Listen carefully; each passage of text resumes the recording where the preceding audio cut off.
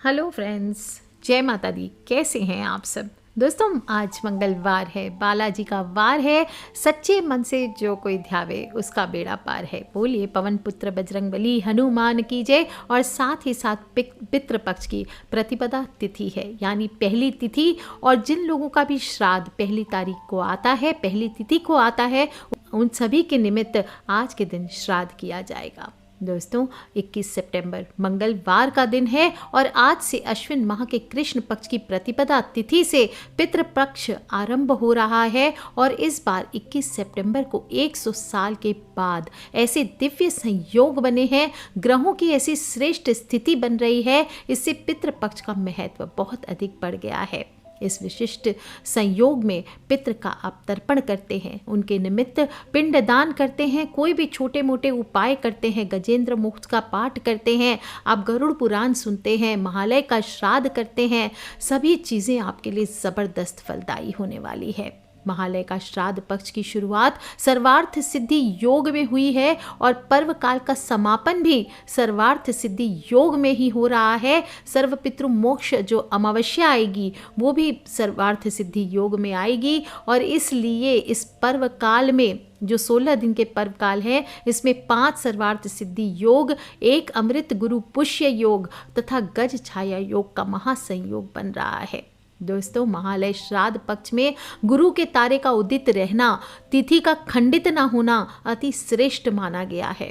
और इस बार ये 16 दिन के पितृपक्ष पर्व काल में ये विशिष्ट स्थितियां बनी हैं। और जो कि आपको बता दूं कि हिंदू धर्म में पितृपक्ष बहुत महत्वपूर्ण है। हमें इस समय अगर हम पितरों के प्रति आदर सम्मान अपना प्रकट करते हैं, उनके निमित्त कोई भी कार्य करते हैं, दान आदि करते हैं, उनके प्रति सच्चे दिल से आभार व्यक्त करते हैं, तो हमारे जीवन में किसी भी प्रकार के ग्रह दोष हो, पितृ दोष हो, हमें सभी से मुक्ति मिलती है।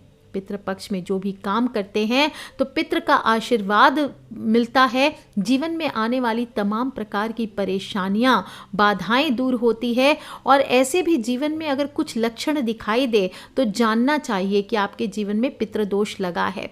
घर में तनाव रहता है, कलह का माहौल रहता है, जमा पूंजी धीरे धीरे नष्ट हो जाती है, घर के सदस्यों में हमेशा हंसते हंसते वाद विवाद हो जाता है, घर के बड़े सदस्यों के सम्मान में कमी आने लगती है, रोग से छुटकारा नहीं मिलता, जॉब और व्यापार में परेशानियां बनी रहती है, कर्ज बढ़ने लगता है, कर्ज चढ़ने लगता है और मानसिक तनाव और अज्ञात भय की स्थिति बनने लगती है।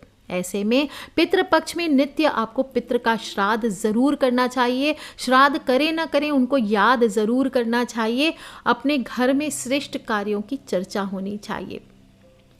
ऐसा नहीं है कि सभी को तर्पण भी करना चाहिए, पिंडदान भी करना चाहिए, किसी के लिए पॉसिबल नहीं होता है। तो ऐसे में एक सिंपल सा छोटा सा आपको उपाय बता रही हूँ कि जो लोग भी श्राद्ध आदि कर्म करने में किसी भी रीज़न से सक्षम नहीं है, चाहे आपके पास पैसे नहीं है, चाहे आप किसी ट्रैवल कर रहे हैं आप, या फिर आप कहीं ऐसे स्थान पे जहाँ पे चीज़ों की अरेंजमेंट नहीं है, आप एब्रॉड में रहते हैं, वहाँ पे सामान नहीं मिलता है, तो छोटा सा उपाय करिए, इससे भी आपको पितृ की कृपा ज़रूर मिलेगी। और 16 दिन तक पितृपक्ष में रोज कीजिए, तो इससे आपके पितृ दोष कम होंगे। और पितरों का स्मरण कर पिंडदान आदि करके आपको गलतियों के लिए क्षमा मांगनी चाहिए। सभी दोषों से मुक्ति के लिए आज के दिन आप हनुमान जी को भी पितृ स्वरूप मानकर उनकी पूजा कर सकते हैं। खासकर मंगलवार शनिवार के दिन एक हनुमान चालीसा करते हैं तो इससे भी आपके जीवन से पितृ दोष दूर होता है। आप चाहें तो मंगलवार शनिवार आप हनुमान जी की मूर्तियों पर चोला चढ़ाइए पितृपक्ष में। और चोला कैसे चढ़ाते हैं? चमेली के तेल में थोड़ा सिंदूर मिला करके हनुमान जी पे लेप किया जाता है। इसके बाद केवड़े का इत्र छिड़क कर उनका चांदी के वर्क से श्रृंगार होता है। उनको आप जनेऊ हो, सोटा हो, लंगोट हो, खड़ाऊ हो, ये चढ़ाइए, काजल चढ़ाइए, इत्र चढ़ाइए, फूल माला चढ़ाइए, भोग में आप नारियल चढ़ाइए, लड्डू चढ़ाइए, पान चढ़ाइए, जो आपकी इच्छा हो। इस प्रकार से आज के दिन आपको उनका पूजन करना चाहिए। जैसे आपके घर में बार बार नज़र लगती है तो नींबू मिर्च भी आज के दिन आप हनुमान जी को चढ़ा सकते हैं। बाद में उसे आप घर के मेन गेट पर बांध दीजिए। और विशेष रूप से शाम के समय आपको एक उपाय करना है। घर की उत्तर दिशा में लाल कपड़ा बिछा करके हनुमान जी की चित्र की स्थापना करके या मूर्ति की स्थापना करके विधिवत पूजन कर लीजिए। और अगर ये नहीं करना चाहते पितृ के निमित्त, आपके पास पितृ की फ़ोटो से आप करना चाहते हैं, तो पितृ की फ़ोटो को मार्कंडेय पुराण में बहुत खूबसूरत उपाय बताया गया है कि पितृ की जो तस्वीर होती है उसको सफ़ेद कपड़े पे स्थापित कीजिए और गंध, अक्षत, काले तिल चढ़ाकर आप इस उपाय को कर सकते हैं।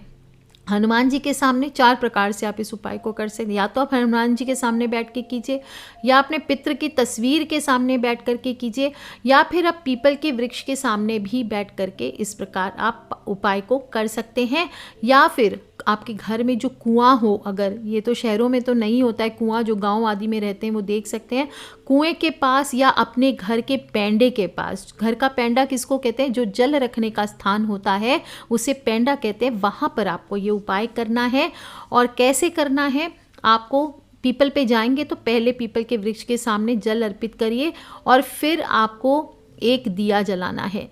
दिया क्या चीज़ का होना चाहिए, या तो चमेली के तेल का या गाय के घी का दिया होना चाहिए। उसमें रुई की बाती लगानी है, लाल बाती यूज़ नहीं करनी है, सफ़ेद बाती का यूज़ करें और लंबी बाती यूज़ करें, गोल वाली बाती नहीं लगानी है, लंबी बाती जिसका मुख दक्षिण मुखी लौ हो, ऐसे आपको जलानी चाहिए। और फिर चाहे तो आप घर के वायव्य कोण में भी लगा सकते हैं। और दिया पीतल का आपको लेना चाहिए, जो दीपक होगा अगर पीतल का हो तो सर्वश्रेष्ठ हो, और नहीं तो मिट्टी का दीपक आपको जलाना है।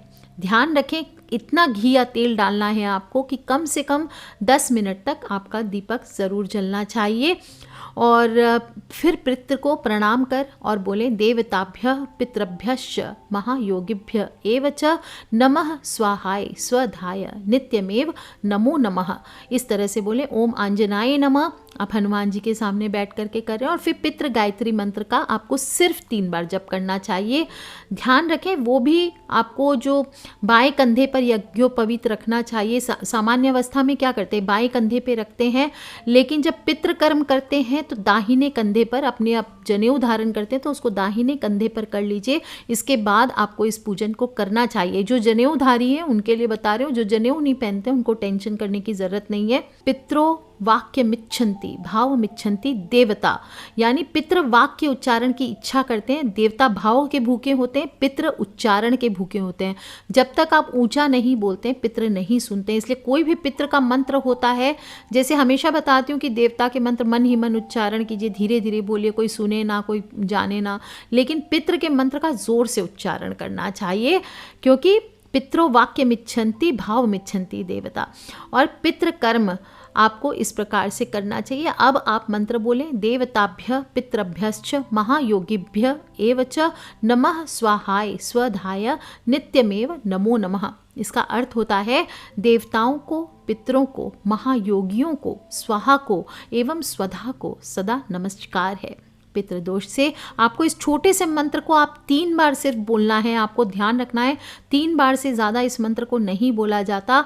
और पितृ गायत्री मंत्र का आप चाहें तो बाद में एक माला का जप कर लीजिए, लेकिन ये जो मंत्र है इसको सिर्फ 3 बार आपको करना चाहिए। और इसको आड़े दिन नहीं बोला जाता। ये जो मंत्र है ये सिर्फ पितृपक्ष में बोलने का होता है, या फिर श्राद्ध कर्म कर रहे हैं, वार्षिक श्राद्ध हो, अश्विन पितृपक्ष में, बस इस टाइम इस मंत्र का यूज़ होता है। फिर इसके बाद आप एक माला ओम आद्य भूताय विद्महे सर्वसेव्याय धीमहि शिव शक्ति स्वरूपेण पितृदेव प्रचोदयात्, इस प्रकार से आप मंत्र का एक माला का जप कर लीजिए। और मार्कंडेय पुराण में बहुत ही खूबसूरत महात्मा रुचि के द्वारा पितृ की स्तुति की गई है। बिल्कुल 2 मिनट भी नहीं लगता। इस मंत्र को आप इस स्तोत्र को पढ़ लीजिए या सुन लीजिए, चाहे तो आप मोबाइल पे ये रोज़ वीडियो को चालू कर लीजिए, इसमें सुन लीजिए, या फिर छोटा सा है आप कहीं स्क्रीनशॉट लेके रख लीजिए, खुद से पढ़ लीजिए। क्या कहते हैं, रुचि कहते हैं जो सबके द्वारा पूजित अमूर्त अत्यंत तेजस्वी ध्यानी तथा दिव्य दृष्टि संपन्न है, उन पितरों को मैं सदा नमस्कार करता हूँ। जो इंद्र आदि देवताओं, दक्ष, मारीच, सप्त ऋषियों तथा दूसरों के भी नेता हैं, कामना की पूर्ति करने वाले उन पितृ को मैं प्रणाम करता हूँ। और जो मनु आदि राजर्षियों, मुनीश्वरों तथा सूर्य और चंद्रमा के भी नायक हैं, उन समस्त पितरों को मैं जल और समुद्र में भी नमस्कार करता हूँ। नक्षत्रों, ग्रहों, वायु, अग्नि, आकाश और ध्युलोक तथा पृथ्वी के भी जो नेता हैं उन पितृ को मैं हाथ जोड़कर प्रणाम करता हूँ। जो देवर्षियों के जन्मदाता हैं, समस्त लोकों द्वारा वंदित हैं तथा सदा अक्षय फल के दाता हैं, उन पितृ को मैं हाथ जोड़कर प्रणाम करता हूँ और प्रजापति, कश्यप, सोम, वरुण तथा योगेश्वरों के रूप में स्थित पितृ को सदा हाथ जोड़कर प्रणाम करता हूँ। सातों लोकों में स्थित 7 पितृगणों को नमस्कार है। मैं योग दृष्टि संपन्न स्वयं भू ब्रह्मा जी को प्रणाम करता हूँ और चंद्रमा के आधार पर प्रतिष्ठित तथा योग मूर्तिधारी पितृगणों को मैं प्रणाम करता हूँ। साथ ही संपूर्ण जगत के पिता सोम को नमस्कार करता हूँ। अग्नि स्वरूप अन्य पितरों को मैं प्रणाम करता हूँ। क्योंकि ये संपूर्ण जगत अग्नि और सोममय है और जो पितर तेज में स्थित हैं, जो ये चंद्रमा, सूर्य और अग्नि के रूप में दृष्टि गोचर होते हैं तथा जो जगत स्वरूप एवं ब्रह्म स्वरूप हैं, उन संपूर्ण योगी पितरों को मैं एकाग्रचित होकर प्रणाम करता हूँ। उन्हें बारंबार नमस्कार करता हूँ। वे स्वधा भोजी पितर मुझ पर प्रसन्न हों। दोस्तों, इस प्रकार से पितृ की आप प्रार्थना कर लीजिए और सच्चे दिल से आप कुछ ना कर सके तो हनुमान चालीसा, मंगलवार का दिन है तो एक हनुमान चालीसा का पाठ कर लीजिए। सुंदरकांड चाहे तो पढ़ सकते हैं और इस प्रकार से आपको पूरे पितृ पक्ष रोज इस पाठ को, पितृ स्तोत्र को एक दीपक दक्षिण मुखी आपको जला करके जरूर सुनना चाहिए। दोस्तों, कुछ बातों का और ध्यान रखना है। श्राद्ध पक्ष में सुबह स्नान जल्दी करें और सूर्य देव को 1 लोटा जल आपको ज़रूर अर्पित करना चाहिए और पितृ की आत्मा की शांति के लिए आप उसमें थोड़े से काले तिल डाल लीजिए और ओम सर्वेभ्यो पितृभ्यो नमो नमः, ओम पितृभ्यो नमो ये बोलते हुए दक्षिण मुखी होकर के आप जल दीजिए। घर में कोई स्थान चुन सकते हैं, वहाँ की साफ सफाई करके मिट्टी के सिकोरे में यानी मिट्टी के बर्तन में थोड़े से गोबर के कंडे जलाएं और जब ये कंडे, गोबर के कंडे या उपला जो आप कहते हैं, वो ठीक से जल जाए तो इसको आप उस उपले पर थोड़े से घी और गुड़ या जो भी घर में भोजन बना है, सात्विक भोजन होना चाहिए बिना प्याज लहसुन का, उससे थोड़ी सी धूप देनी चाहिए। अपने हाथों से थोड़ा थोड़ा घी और गुड़ जलते हुए कंडों पे डालिए। आप देखिए पूरे घर में इसको घुमाइए, आपके पितृ कितने प्रसन्न होंगे। आपके घर में किसी प्रकार का पितृ दोष होगा, नेगेटिव एनर्जी होगी, वो सभी दूर हो जाती है। कम से कम 5 बार घी और गुड़ से और 5 बार भोजन से धूप देना चाहिए। फिर आपको बोलना चाहिए ओम पितृभ्य स्वध्यायिभ्य स्वधा नमः, पितामयभ्य स्वध्यायिभ्य स्वधा नमः, प्रपितामयभ्य स्वधायिभ्य स्वधा नमः। इस प्रकार से आपको बोलना चाहिए। इसके बाद लोटे से हथेली में पानी लीजिए और अपने अंगूठे के माध्यम से जमीन पर छोड़ना चाहिए। अपने पितृ को प्रणाम कीजिए, उनकी आत्मा की शांति के लिए प्रार्थना कीजिए और 16 दिन तक जो भी मनुष्य इस उपाय को करता है उसके घर के पितृ की 3 पीढ़ियां तक तृप्त हो जाती है। दोस्तों, आप चाहें तो पितृपक्ष है, किसी भी परिसर में, मंदिर के परिसर आदि में पीपल का पेड़ या बरगद का वृक्ष लगाना चाहिए। रोज उसमें जल डालिए, उसकी देखभाल कीजिए। जैसे जैसे वो वृक्ष फलता फूलता जाएगा, पितृ दोष आपके जीवन से दूर होता जाएगा, क्योंकि इन वृक्षों पर ही सारी देवी देवता, पितर योनियां एवं इतर आदि निवास करते हैं।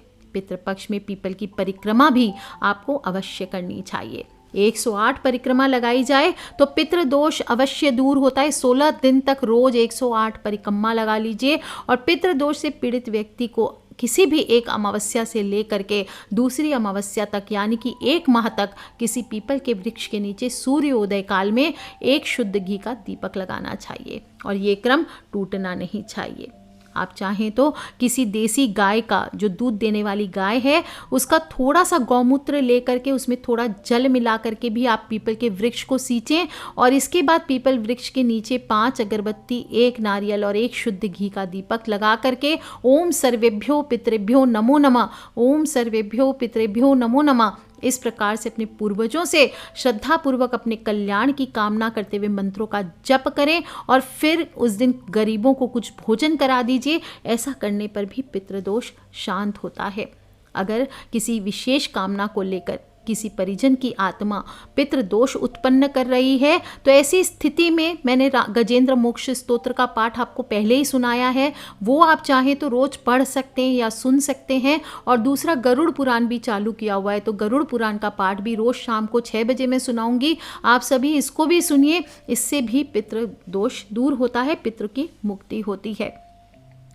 दोस्तों, इस प्रकार से छोटे छोटे उपाय कीजिए, और जब भी आप पितृ का भी थोड़ा प्रसाद आदि चढ़ाएंगे वो पूरे परिवार को ज़रूर खिलाना चाहिए। चाहे खीर बनाइए, चाहे थोड़े से गुड़ का प्रसाद, घी और गुड़ का प्रसाद हो, कोई भी चीज़, हल्का सा भी मिठाई पितृ के निमित्त भोग लगाकर परिवार में वितरण करना चाहिए।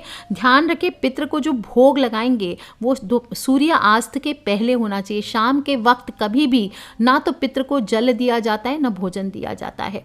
और इस दिन आप घर के छत पर पक्षियों के लिए भोजन रखें, जानवरों को रोटी खिलाएं, चारा खिलाएं, और भिक्षा मांगने वालों का विशेष रूप से ध्यान रखें, उन्हें निराश ना करें, उचित दान देने का प्रयास करें, क्योंकि हमें नहीं पता हमारे पितृ कब कौन सी वेशभूषा में, कौन सी दशा में हमारे सामने आ जाएंगे। पितृपक्ष में क्रोध हो, अहंकार हो, नशा हो, लोभ हो, निंदा हो, पर स्त्री गमन, पर पुरुष गमन, इस प्रकार की उल्टी सीधी चीज़ें, चोरी करना, किसी को नुकसान पहुंचाना, किसी से मारपीट करना, सभी प्रकार की नकारात्मक चीज़ों से बच के रहना चाहिए। सकारात्मक स्वभाव रखें, सकारात्मक अपने विचार रखें, और सकारात्मक ही अपनी वाणी को रखें। आजकल लोग खुले मुंह से गालियां देते हैं, ऐसा ना करें। इस समय, इस दौरान आपको गालियां आदि भी नहीं देनी चाहिए। अपने पूर्वजों को, पितरों को याद करके उनके निमित्त श्रद्धा भाव को व्यक्त करने का समय है, क्योंकि ये पितृपक्ष का महापर्व है, साल में सिर्फ एक बार आता है, और लगभग हर कोई अपने पितृ को प्रसन्न करने के लिए प्रयास करते हैं। कुछ लोग हैं कहते हैं हमने तो गया श्राद्ध कर दिया, हो गया, अब हमें कोई करना नहीं है। अरे क्या नहीं करना है आपको? पितृ आपके, जिन्होंने आपको जन्म दिया, जिन्होंने आपको भोजन दिया, हर रोज उन्होंने आपको भोजन दिया, उनके जाने के बाद साल में एक बार सिर्फ 15-16 दिन आपको उनको याद करने में भी तकलीफ हो रही है, बहुत सोचने लायक बात है। आपको सच्चे दिल से करना चाहिए, सच्चे दिल से उनको याद करें। बर्थडेज मनाते हैं ना जीवित लोगों का, इसी प्रकार से कोई चला गया है तो ज़्यादा दूर नहीं, अपने सिर्फ पिता, अपने माता पिता, अपने दादा दादी, और शायद तीसरी पीढ़ी अगर आपने देखा हो तो उनका भी आपको करना चाहिए। दोस्तों, कहा जाता है हमारे जीवन में जो भी उन्नति करते हैं वो सब पितरों की कृपा होती है, आशीर्वाद से ही संभव होता है। और अगर पितृ रुष्ट हो जाए तो देवता भी आपके ज़िंदगी में कुछ नहीं कर सकते। फिर आप पूजा पाठ करते रहिए, बम बम भोले हो जाएगी आपकी, आपके जीवन से पितृदोष दूर नहीं होगा जब तक आपकी उन्नति नहीं होगी। पितृपक्ष में ये छोटे छोटे उपाय ज़रूर करने चाहिए, और कोई भी प्रकार की बड़ी से बड़ी परेशानी हो, आप देखेंगे उसका रास्ता आपको ज़रूर मिल जाएगा। उनके आशीर्वाद से आपकी बढ़त होगी, और कर लीजिए उपाय दोस्तों। पितृपक्ष के महात्म्य को, इसके महत्व को अपने परिवार वाले, जो आने वाली जनरेशन्स हैं, उसे भी समझाइए, ताकि सभी लोग, आपने भगवान को देखा नहीं है उनकी पूजा करते, पर माता पिता जो आपको इस धरती पे लेके आए हैं वो साक्षात भगवान है, उनकी पूजा हम कर रहे हैं, पितृ पूजा कर रहे हैं। तो दोस्तों, इसके महात्म्य को समझिए, और अपने फ्रेंड्स, फैमिली, मम्मी पापा, भाई बहन, बच्चे, सभी लोगों को इसे समझाइए, ताकि सभी लोग इसका नियमों का पालन करके अच्छे से करें और अपने कष्टों से मुक्ति पा सकें। आज के लिए इतना ही दोस्तों। खिलखिलाते रहे, मुस्कुराते रहे, सब्सक्राइब करके रखें ताकि आने वाली वीडियो से आप और मैं कनेक्टेड रहें। और किसी भी प्रकार के प्रश्न हो पितृपक्ष को लेके, या माता का आवाहन करने का समय आ रहा है, आगाज हो चुका है नवरात्र का भी, घंटियां सुनाई दे रही है, ढाक की आवाज़ सुनाई दे रही है, माता को भी मनाना है। तो किसी भी प्रकार के प्रश्न हो नवरात्र को लेकर तो वो भी मुझे वीडियो के नीचे लिख के ज़रूर पूछ लें। Take care friends, love you all. जय माता दी, बम बम भोलेनाथ। जय पितृदेवता की, जय पितृ महाराज की।